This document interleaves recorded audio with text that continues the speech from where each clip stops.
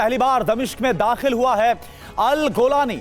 विद्रोही गुटों का लीडर है अबू मोहम्मद अल गोलानी, जो कि दाखिल हुआ है दमिश्क में। सीरिया की राजधानी में यह पहुंचा है। हयात तहरीर अल शाम का लीडर है गोलानी, जो कि पहली बार दमिश्क पहुंचा है। और यह तस्वीर इस वक्त आपको हम दिखा रहे हैं, जब दमिश्क पहुंचा तो किस तरह से सिर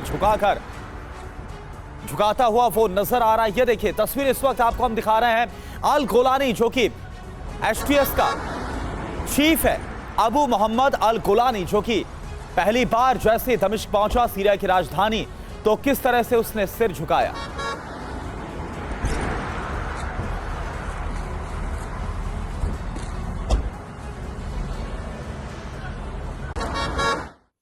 और एक और बड़ी खबर, दमिश्क की उम्मयद मस्जिद में गोलानी की तकरीर, समर्थकों से घिरा नजर आया अबू मोहम्मद अल गोलानी।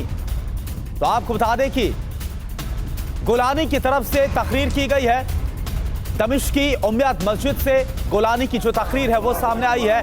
और ये देखिए इस दौरान किस तरह से जो अल गोलानी है वो अपने तमाम समर्थकों से घिरा हुआ नजर आया और चेहरे पर खुशी साफ तौर पर नजर आ सकती विद्रोहियों की जीत की।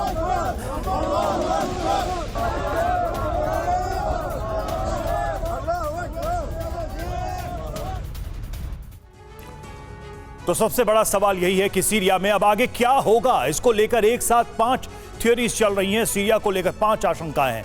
पहली थ्योरी क्या है? पहली थ्योरी के मुताबिक सीरिया में हयात तहरीर अल शाम के मुखिया अबू मोहम्मद अल गोलानी की अगुवाई में नई सरकार बन सकती है। दूसरी थ्योरी के मुताबिक अलग अलग विद्रोही गुट मिलकर सरकार बना सकते हैं। तीसरी थ्योरी के मुताबिक सीरिया में चुनाव के जरिए नई सरकार का गठन हो सकता है। असद सरकार में जो पीएम थे वो इसके पक्ष में है। चौथी थ्योरी के मुताबिक सीरिया में सत्ता को लेकर एक और गृह युद्ध छिड़ सकता है, विद्रोही गुट आपस में टकरा सकते हैं। और पांचवी और अंतिम थ्योरी के मुताबिक यह भी संभव है कि सीरिया के 5 टुकड़े हो जाएं, 5 हिस्सों में अलग अलग विद्रोही संगठन अपनी अपनी सरकारें बनाएं।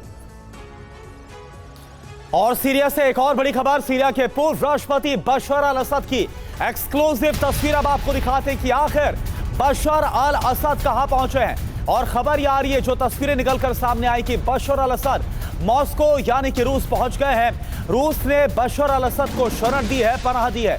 रूस की सरकारी मीडिया एजेंसी तास के हवाले से यह खबर है और यह तस्वीर सामने आ रही है। सीरिया के पूर्व राष्ट्रपति जिनका तख्ता पलट कल विद्रोहियों की तरफ से किया गया, और इसके बाद से बड़ा सवाल था कि बशर अल असद कहां पर मौजूद है। रूस से यह तस्वीर आ रही है।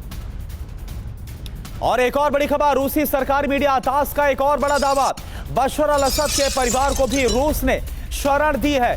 परिवार के साथ मॉस्को में मौजूद है बशर अल असद। ये देखिए एक और तस्वीर सामने आ रही है, परिवार के साथ ही मॉस्को पहुंच गए बशर अल असद, सीरिया के पूर्व राष्ट्रपति। रूस असद के सबसे करीबी सहयोगियों में से एक माना जाता है।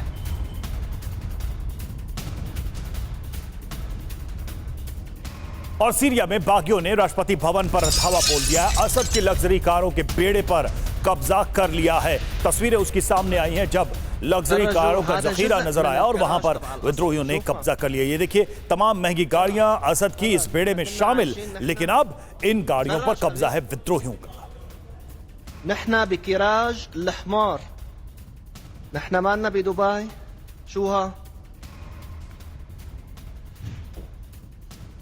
या शबाब फर्रजो। तो एक तरफ बशर अल असद का तख्ता पलट तो विद्रोहियों ने कर दिया, लेकिन इस बीच एक खबर आ रही है, असद समर्थकों और विद्रोही गुटों में झड़प भी हुई है।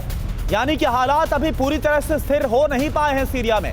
कई इलाकों से अभी भी झड़प की खबरें सामने आ रही हैं। ईरानी मिलिशिया के कब्जे वाली पोस्ट पर अटैक किया गया है। आर्मी पोस्ट से सीरिया के झंडे हटाए गए। ईरान जो लगातार सीरिया की मदद कर रहा था, सीरिया की सरकार की मदद कर रहा था, असद की मदद कर रहा था, अब उसी के जो मिलिशिया ग्रुप है उनके साथ टकराव हुआ है। तो 5 दिसंबर को सीरिया की जो स्थिति थी उसके मुताबिक तुर्की बॉर्डर से सटे इलाकों में तुर्की समर्थित फोर्सेस का कब्जा था। अलेप्पो, इदलिब और होम्स तक हयात तहरीर अल शाम का कब्जा था, यानी एसटीएस का कब्जा था। देरा से लेकर लताकिया तक हल्के लाल रंग के इलाके में असद सेना का नियंत्रण था, यानी कि असद का शासन था। यहां पर पीले रंग वाले इलाके में एसडीएफ यानी कि सीरियन डेमोक्रेटिक फोर्सेस का कब्जा था। काले रंग वाले इलाके आईएसआईएस के कंट्रोल में थे, जबकि जॉर्डन बॉर्डर के नजदीक रुखबान इलाके में एफएसए सहित दूसरे विद्रोही संगठनों का कब्जा था। गोलान हाइट्स पर इजराइल का नियंत्रण था। 7-8 दिसंबर को 24 घंटे के अंदर के हालात बदले और जॉर्डन बॉर्डर के करीब दिर्रा और अस वायदा इलाके से एफएसए यानी कि फ्री सीनियर आर्मी की फौज रवाना होती है। असद सेना होम्स में जंग लड़ रही थी और दमिश्क में बहुत भारी सुरक्षा बल नहीं थे। एफएसए ने तेजी के साथ दमिश्क पर हमला बोला और बिना ज्यादा संघर्ष किए दमिश्क पर कब्जा कर लिया। इसी के साथ बशर अल असद परिवार के शासन का अंत कल हो गया। वहीं रूसी बॉर्डर के पास पहुंचे सीरियाई विद्रोही रूसी खमीनिम एयरबेस के पास के इलाके पर कब्जा, करीब 6 किलोमीटर दूर जेबला शहर पर कब्जा किया है और रूसी मीडिया टास के हवाले से यह बड़ी जानकारी सामने आ रही है।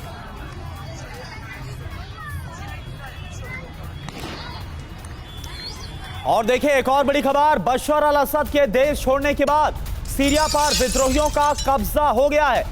असद के पिता के पुतले की सवारी करते नजर आ रहे विद्रोही। कल हमने आपको तस्वीरें दिखाई थी कैसे असद के पिता के पुतले को तोड़ा गया था और अब ये नई तस्वीर, हाफिज असद के पुतले को गाड़ी से खींचते हुए विद्रोही नजर आ रहे सड़क पर।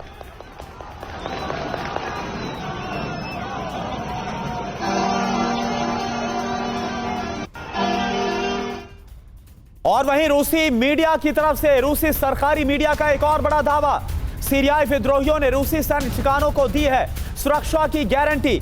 रूसी सैन्य ठिकानों और दूतावास की सुरक्षा की गारंटी दी गई है। तो टाटस हो, लताकिया हो, जहां पर रूस की तरफ से पूरा बेड़ा तैयार किया गया है, रूसी बेसिस बनाए गए, वहां पर किसी तरह का कोई हमला नहीं होगा, कोई भी विद्रोह वहां पर नहीं होगा। यह सुरक्षा गारंटी विद्रोहियों की तरफ से दी गई है। और एक और बड़ी खबर, बशर अल असद के सत्ता छोड़ने के बाद रूस से बड़ी खबर आ रही है। असद शासन का झंडा हटा दिया गया है। रूस से भी मॉस्को में सीरियाई दूतावास से हटाया गया है असद शासन का झंडा, क्योंकि विद्रोहियों ने कब्जे के बाद अपना नया झंडा जारी कर दिया है। और ये तस्वीर आपको रूस की राजधानी की दिखा रहे हैं, जहां पर जो सीरिया का दूतावास है वहां पर जो झंडा लगा था उसे हटा दिया गया है, क्योंकि वो असद शासन का था और अब नया झंडा जारी कर दिया गया है विद्रोहियों के कब्जे के बाद। तो ये तस्वीर इस वक्त हम आपको दिखा रहे हैं, ये सीरिया का दूतावास है मॉस्को में। यहां पर जो झंडा लगा हुआ था, अब आपको वो झंडा नजर नहीं आएगा, क्योंकि उस झंडे को कल तख्ता पलट होने के बाद, जैसे बशर अल असद का तख्ता पलट हुआ, उसके बाद उस झंडे को हटा दिया गया।